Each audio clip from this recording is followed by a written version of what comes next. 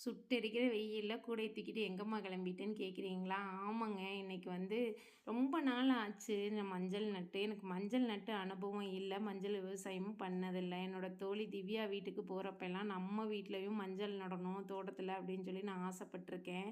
அங்க போறப்பலாம் நான் அவகிட்ட சொல்லிட்டே இருப்பேன். அதுக்கப்புறம் கோகுல் தம்பி எனக்கு மஞ்சள் கொண்டு வந்து குடுத்தாங்க. அந்த தம்பி குடுத்த கிழங்க நான் நட்டு வச்சிருந்தேன். ஒரு தண்ணி போற வாய்க்கால்ல நட்டு வச்சிருந்தேன். பார்த்தீங்கன்னா, ஒரு 10 கிழங்கு தான் நட்டு வச்சேன். ஒவ்வொரு கிழங்கும் 1/2 1/2 கிலோ மஞ்சள் குடுத்துருக்குதுங்க.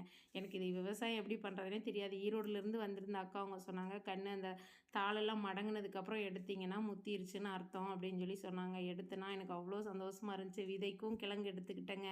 நம்ம வீட்டுக்கும் அரைச்சுக்கலாம் அப்படின்னு எனக்கு ரொம்ப சந்தோஷமா இருந்துச்சுங்க. அதுக்கப்புறம் விதைக்காக நெறைய புளிச்சக்கீரை, நம்ம அவரைக்காய் விதைங்க, அதுக்கப்புறம் புடலங்காய், பீர்க்கங்காய், பாவக்காய் அப்படின்னு சொல்லிட்டு நெறைய சொல்லிக்கிட்டே போலாங்க. இந்த வீடியோ எடுத்துட்டு இருக்கும்போது ஓன் வாய்ஸ் அப்படியே பேசிக்கிட்டே வீடியோ எடுத்துட்டு இருந்தேன். இடையில ஒரு கத்திக்கிட்டேன் எனக்கு தெரியாமயே. ஏன்னா கருவாயன் பக்கத்துலேயே நின்னு பார்த்துக்கிட்டே இருந்தானா, டக்குன்னு போய் சுவிட்ச அடிச்சுட்டான். அதனால நான் கத்திட்டேன். "ஏன்டா அதில போய் சுவிட்சா போற?" அப்படின்னு சொல்லிட்டு.